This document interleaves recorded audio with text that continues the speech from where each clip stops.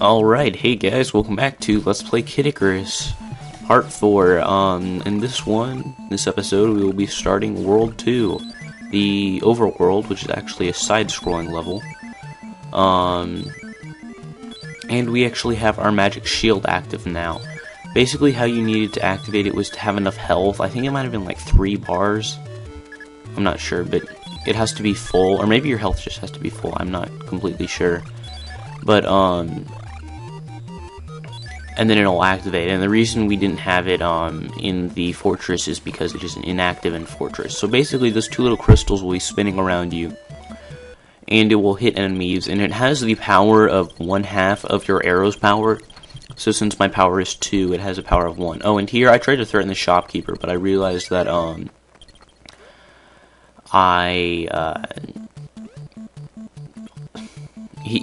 my strength wasn't the right level since it was level 2 strength in World 2. It didn't work.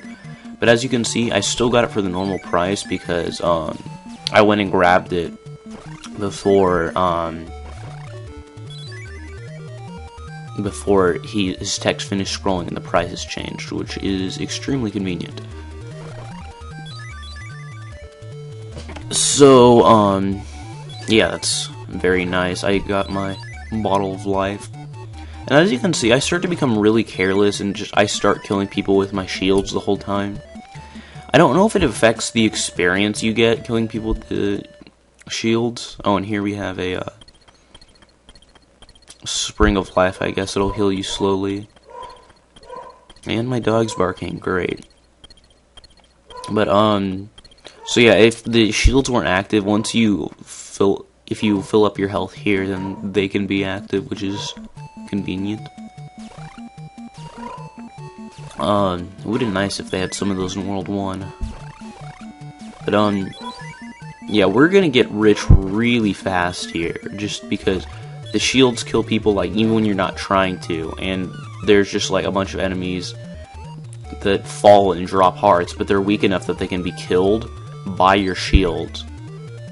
And it's pretty easy to just shoot them too. So the shields are extremely helpful. Don't try and kill those guys just standing there with your shields. That's stupid. Oh, we got another Spec Nose room. These Spec Noses are not affected by the shield, so you actually have to shoot them. Darn. And yeah, I was definitely a lot more careless in this level than I have been before, but you can afford to be more careless. Definitely. And I guess I couldn't get that heart, which stinks, because if you don't get hearts in these enemy rooms, then it's just pointless to even come in here. Since, like I said previously, you don't get any experience from fighting those dudes. And then we have these guys who rise up from under us, which are, I think, harder to kill. And they don't even give as much hearts, which is bummer. And I didn't even get hurt falling into the lava there, which is nice. And yeah, the shields, you will be able to survive much more easily and get a lot of money. I'm actually worried for the next fortress though, because I don't know anything about the next fortress, and like I've never even seen a video of it, and the shields are inactive, so I'm actually like gonna have to rely on skill. But our strength by then should be level 4, I think, and we should have 5 bars of health, so that'll help definitely. Because yeah, it was 3 in the last one, and we had 3 bars of health and 2 strength. But yeah, just look at this dude. We're swimming in it. We're just swimming in heart. Swimming in it. And then I was trying to just like sit here and let the shield kill the little whatever color those are, like tan snake dudes. I don't even know, but that's not very smart because you have to collect the hearts in order for them to respawn. So yeah, you have to then walk under it again. You have to get the hearts, but then when you get the hearts, they fall again, and usually you'll get hit. when you try and do that. But look, we have over 500 now. The most you can get is $9.99. So you want that. Definitely. So you can be swimming in it. Just swimming in it. I wonder how my S's are going to turn out. It's probably going to be pretty weird. And hey, I actually shot someone, finally. And in here, I believe...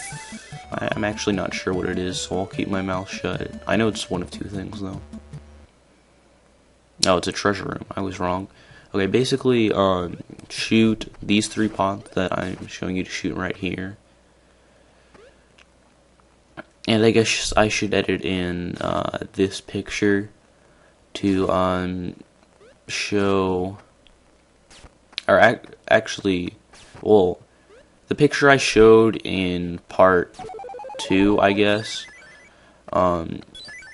had the information for Worlds 2 and 3, which pots you need to shoot, but I will just show that again right here.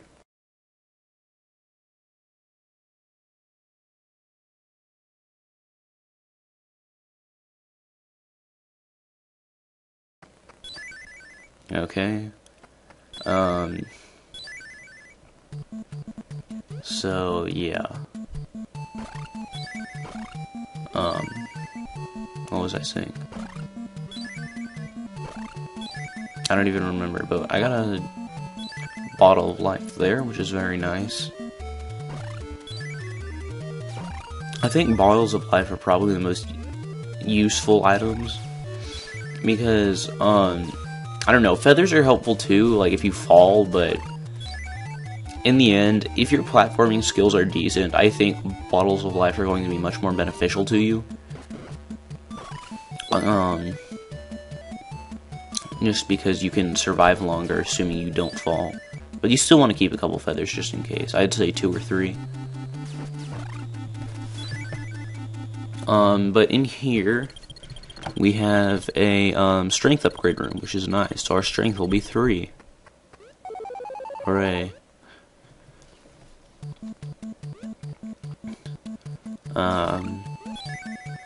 But yeah, we should be nearing the conclusion of this level. A couple more minutes.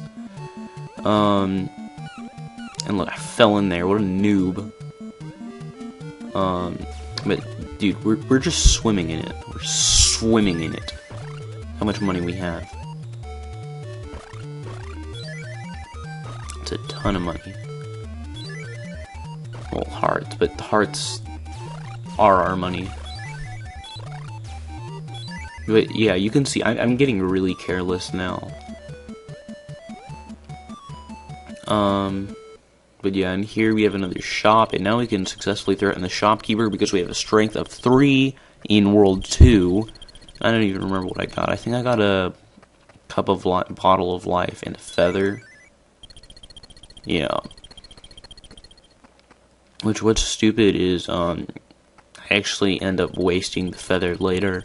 And I'll explain that in the next video. Ah, he can't win. What a noob. So, we're not swimming in it as much anymore. We're just kinda getting a little bit damp in it. I don't know. We're doggy paddling? No, that doesn't even make sense. Doggy paddling is still swimming. We're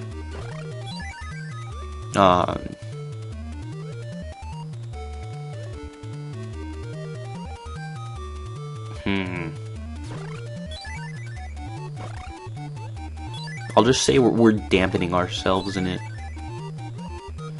I don't know, I can't think of anything good. But I don't want to make it to that shop up there because in here we have another one of those training rooms, and we can get an upgrade again. It actually will let you get the magic shield again, but that would just be pointless. I don't know if, like, I know you can't get 2, but I wonder if it'll like if you lose your shield, if it'll act as a backup. And I'll explain how you lose items later. But since I have my shield, I am going to go with the next best thing, which would be any day now. There we go. We all have the bow and the fireball. You're gonna want to take the bow next. It's the second most helpful to the magic shield. It's basically like the long beam in Metroid. It'll make your shot go to the edge of the screen, and again, health needs to be full, or at least a certain number of bars to activate. But yeah, and it'll make your arrows go faster too, so that's pretty helpful. And the fireball, basically just when you shoot an arrow, fireball goes around your arrow, and it'll hit enemies. Like if I think this might be another strength upgrade room in case you missed the first one, but the fireball will just hit enemies that are like a little bit above or below your arrow, I guess. And don't fall into the water. The water is not our friend. It's basically just, it's a black pit, but they didn't want it to be black pit, but they didn't want it just to like be an abyss, I guess. They wanted it to be water.